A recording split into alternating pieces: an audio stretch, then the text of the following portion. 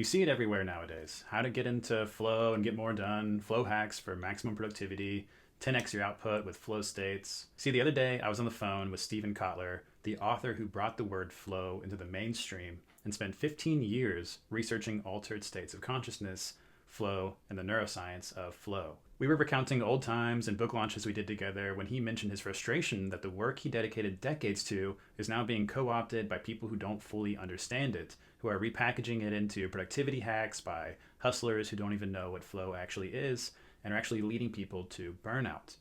You see, they treat it like it's just another shortcut, another way to squeeze more output from your day, as if productivity is the answer to all your problems. It's a myth that I actually see constantly in my research on creativity. Many people say they want to be more productive when really they actually want to be more creative. They just don't know that. They want flow because they think it'll help them crank out much more work and finish the to-do list faster, winning at the productivity game. But here's what Kotler and I both know from years of working with creators at the highest levels. The truth is, being more creative will make you more productive, but not in the way that you think. If you want to get more important work done easier, your goal shouldn't be productivity at all. It should be creativity. Because creativity is not just productivity. Productivity is about getting more done. It's words per minute, it's tasks per hour, it's compressing a week of work into 2 or 3 days. Your employer wants you to be more productive. They want you to accomplish what they pay you to accomplish in less time. Not so that you can go home early or enjoy that extra time that you carved out to yourself, but so that you can start the cycle again on the same day and redefine the standard of your role and what's expected for you. It's a slippery slope, and those who discover how to actually be more productive are immediately incentivized to stop, to pretend tasks take longer than they do, and avoid the empty space that gets filled like a gas with more tasks from the managers who aren't measured by their output, but instead are measured by yours. This is even more of a challenge in the age of AI. Even if you do accomplish something faster using LLMs, that doesn't make your job easier. It just creates space to get filled. This is called Parkinson's Law. Work expands to fill the time available for its completion. It's why Bill Gates said, if you want something done efficiently, give it to a lazy person. The lazy person won't waste time. They'll find the shortest path they have to get it done. Unless you're an entrepreneur and you own your own business, productivity will actually just lead to you having to work more. So, 80% of productivity hacks boil down to this. Give yourself less time to do something, and you'll be amazed that you can still do it. Many of the obstacles to productivity are actually not just laziness, but fear and resistance. And extra time and space actually create more room for those maladies to flourish. It's why when people become parents and their time vanishes, they still manage to get the work done. Not through outsourcing, not through magic. They just do what they can do in the time that they have and discover that they actually can. That's productivity. Creativity is something else entirely. What creativity actually is. Creativity is not doing more, though that's often the side effect of being more creative. Creativity is your nature. It's what you are when you stop performing, when you stop forcing, when the noise finally quiets. It's a process that begins long before you sit down to work and continues long after you stand up. Much of what people do to be more productive actually gets in the way of being more creative because productivity optimizes the doing. Creativity requires you to stop doing sometimes entirely. It makes sense why people chase productivity until they notice that the sparks that used to light up their life have gone cold, until they sit down to create something and realize that the drive, the will, the dopamine just isn't there anymore. That's what happens when you trade creativity for productivity. You optimize yourself into numbness. Creativity instead is more of a fire that must be tended, not forced, not hacked, but tended. It's a state you enter when you stop trying to be productive and instead start being more present. Creativity is the state you enter when your inner noise quiets enough for new ideas to find you, when you're actually able to hear them instead of all the noises or distractions or demands of others. Creativity isn't something that you push forward, it's something that you make space for. When the fears, the pressures, and distractions that fill your inner world dissolve, what remains is not emptiness. It's a field of infinite possibilities where ideas don't come from you, they come to you. And when your inner space is clear, they arrive whole, with everything you need to bring them to life. All the motivation, all the energy, the entire blueprint from start to finish. From the outside, this can look like productivity, But that's actually not how you get there. Because someone in flow produces more faster with less effort, but they're not necessarily being more productive. They're not using willpower. They're not pushing. They're not driving themselves. They're being creative. They're tapping into their natural state. And creativity, when it's real, trumps productivity in every way that matters. Creativity trumps productivity. Productivity asks, how can I do more each day? Creativity asks, what is the one thing I can do that makes everything else irrelevant? Productivity asks, how can I do as much as possible? Creativity asks, how can I do the best I am capable of? Productivity asks, how can I bend to my tasks and get them done in time? Creativity asks, how can I build a life around who I am? Productivity is driving fast in the left lane on your morning commute, whereas creativity is learning how to earn money from anywhere.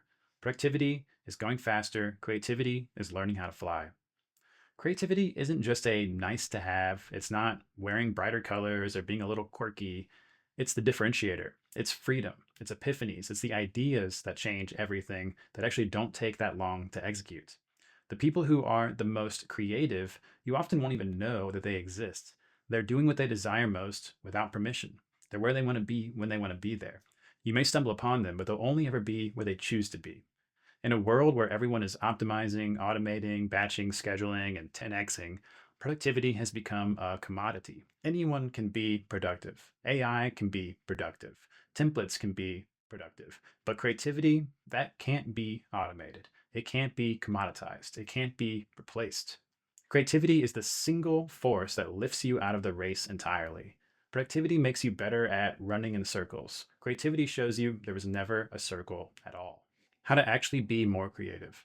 This is the question I get asked the most often. How can I actually be more creative? People expect a tactic, a hack, a morning routine, some secret that artists have been hiding for centuries. The truth is simpler and harder to apply than that. Creativity is not something you can switch on or off. It's the way you are when your inner conditions allow it. It's your nature.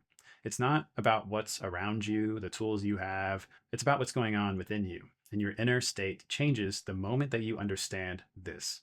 The real beginning of the creative process is not when you sit down to work. It begins long before any effort takes place. Creativity begins with clearing, not inspiration, not discipline, not motivation, clearing. Before a creative spark can catch and become the idea that changes everything for you, the resistance inside you needs to fall away. Not your calendar, you, the noise, the pressure, the fear, the identity you're performing, the self that you're trying to maintain, everything that's out of alignment, the old stories about what you should be doing. All of this has to dissolve enough for something new to enter, for something new to appear. This is why your most creative moments probably happened when something in your world got shaken up, when you got broken up with, when you moved across the country, when a big job ended. It doesn't always have to be something so life altering. Sometimes it's just a welling up of dissatisfaction that finally permits you to walk away, or a moment of awe that blows the dust off your old perception. Creativity, once lost, often returns with this kind of creative destruction, the kind that clears the old resistance, the kind that humbles you just enough that your old ways of forcing things fall away. When those internal walls crumble, the world doesn't just look different, it is different to you. And you're finally able to express what's been there all along. And you're finally able to perceive these ideas that have been waiting for you to perceive them. Suddenly, you see the possibilities that you couldn't see before. Not because they weren't there, but because you weren't in the state to perceive them. You weren't tending that inner creative fire in the way that it needed to be. If there's a secret to being more creative, it's this. Creative ideas arrive when you become the kind of person those ideas can reach. Not someone who's stressed or hurried, not someone clinging to certainty, performing for others, or trying to impress. Not someone trying to be creative. Creativity requires something simpler, inner quiet. So instead of guessing what you should be doing, you can feel what's right for you to do then. And that's the single shift that allows effort to become receiving, generating to become discovering. And when those ideas finally arrive, they're different than any other idea you've had before. They carry their own momentum, their own direction, the energy that you actually need to execute them. It doesn't feel like effort or willpower. It feels like joy, like pleasure, like fun. And all you have to do is follow them and tend what shows up, which means the real work of being more creative isn't about adding anything to your life. It's about removing what snuffs those ideas out before they can arrive. fear, urgency, comparison, distraction, self judgment, performing for approval, trying to get it right, trying to be productive every minute of the day. The role of desire. Some productivity advice is actually creativity advice in disguise, like the simple wisdom Stephen Kotler once gave me: just close the fucking door, which is simple but effective. It blocks out that noise and allows you to actually pick up on that inner signal again. When your life and your head are less filled with noise, the signal comes through again. Creative momentum returns, not as effort, but as natural movement, like walking, but for your hands. And that's when your senses heighten. Not just your physical senses, your nose, your eyes, your ears, but your internal sense for good ideas, for things that are right for you, for things that are actually worth doing.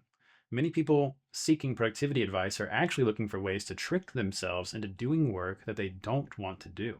If you ask these people if they want to be doing something, they'll often say, yes, well, I want to be paid, or yes, I should do it, or it would be wise for me to do this, or smart, or everyone else is doing it. Many people seeking productivity advice are actually looking for ways to trick themselves into doing work that they don't want to do. If you ask these people if they want to do something, they'll often say, yes, well, I want to get paid, or yes, I should do it. It would be wise, or it would be smart, or everyone else is doing it. But that's not desire. That's obligation dressed up as choice. I remember once having to drive across the city for an appointment that I did not want to go to. It took me all day to work up the will to actually get in the car and go. It felt like I was wearing a vest full of heavy rocks, and I was miserable the entire time. But then the very next day, I heard that a game that I had wanted had finally come out. And I actually jumped in the car, drove to the store, got the game, and was back home booting it up before I even realized that I had just effortlessly done what I dreaded doing the day before. The difference wasn't the actions, the activity, the time that it took. I actually had to take a worse route. The difference was desire. I actually wanted to go, which made me question and made me realize finally, maybe for the first time, how much do people actually want what they're doing? And the answer in my research is not as often as you think.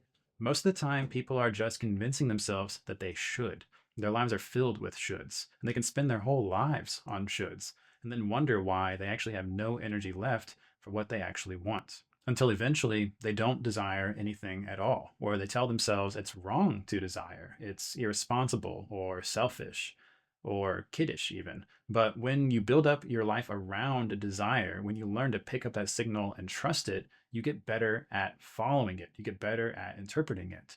You start to look like you've mastered every productivity hack on earth, when really the answer is simpler and perhaps more profound. You're just doing what you actually want to do.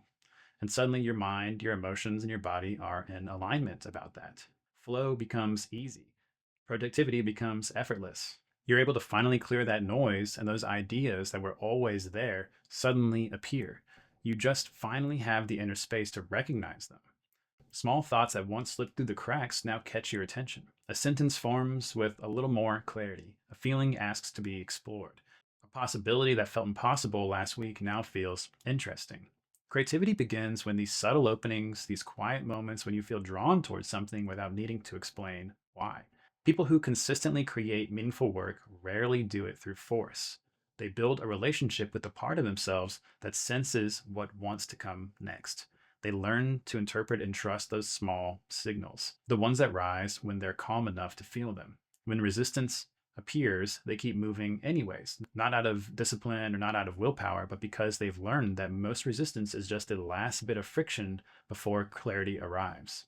When doubt surfaces, they give themselves room to breathe rather than collapsing into old stories about what they can or cannot do. This is why creative life is shaped through hundreds of these small movements, hundreds of these small moments of self-trust and learning to follow your desire and allow that to happen.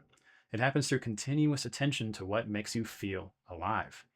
If you want to be more creative and stay close to what pulls you, you have to give yourself space and let that grow at the pace that it wants to grow. And over time, these small choices shape your work, your identity, and the life that you're able to imagine for yourself. You're able to get into flow more effortlessly, more often, and be more productive than everybody around you. But on the inside, you're actually just tending to your own creativity and learning to trust your desire once again.